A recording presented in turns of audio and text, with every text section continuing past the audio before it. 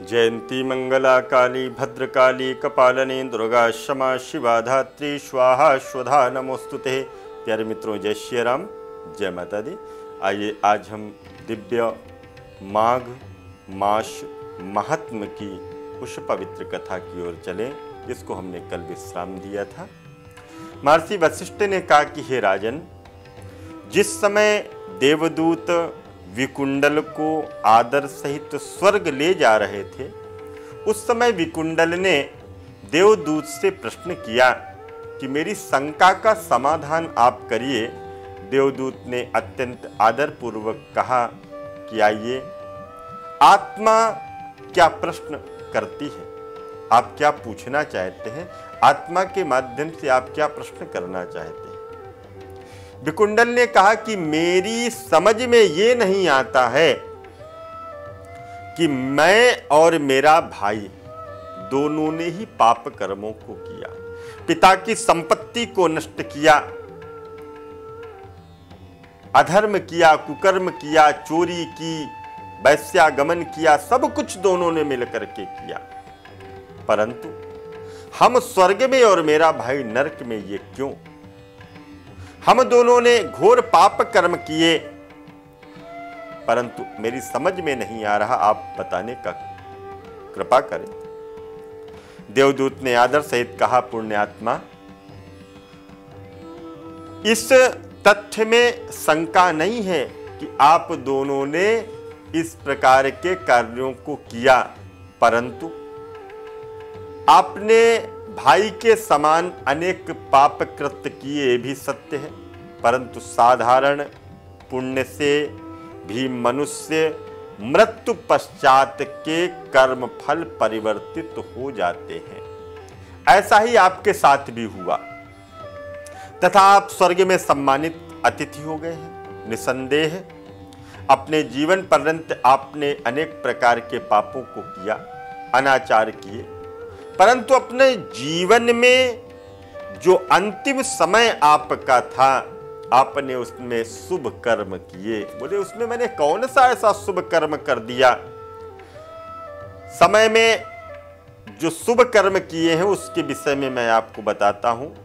हरिमित्र के पुत्र सुमित्र के साथ आपने जो समय बिताया, जिसका जीवन ऋषि के तुल्य था, वह यमुना के पावन तट पर निवास किया करता था, वेद को पढ़ता था, वेद शास्त्र का ज्ञाता था।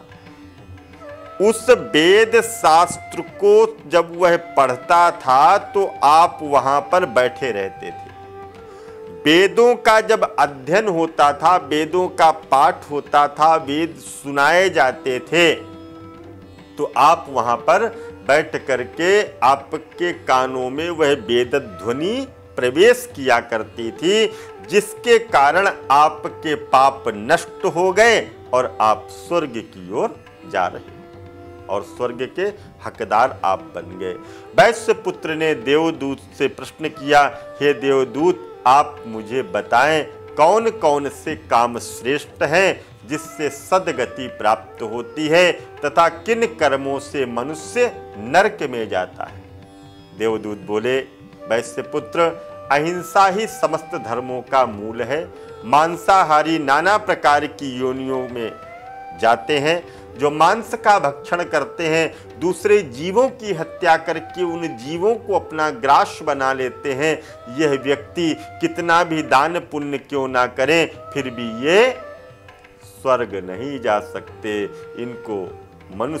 इनको पशु योनि और मनुष्य नरक को प्राप्त करते हैं। हिंसा करने वाला व्यक्ति के वेद पाठ दान तप ये सब कुछ बेकार चले जाते। जो हिंसा करता है वो वेद पढ़े, पाठ करे, तप करे, दान करे, उसका सब कुछ बेकार चला जाता है। इसलिए मनुष्य को चाहिए कि समस्त प्रकार के जीवों पर दया करनी चाहिए। माघ स्नान, व्रत, तप, जप ये सब योग्य दान हैं, जिससे वह मनुष्य समस्त प्रकार की सद्गतियों को प्राप्त करता है, जन्म मरण के आवागमन से छूट जाता है और समस्त प्रकार के सुखों को प्राप्त करता हुआ भगवान के दिव्य धाम को जाता है। जैसे आप जा रहे हो, वेद के मंत्रों का आपके कानों ने श्रवण किया और उसके माध्यम से आपके जो पाप थे वह पाप आपके भस्म हो गए और आप स्वर्ग के अधिकारी हुए हैं। पुनः मिलते हैं एक नए वीडियो में, तब तक के लिए दीजिए इजाजत। जय माता दी, जय मां गंगा।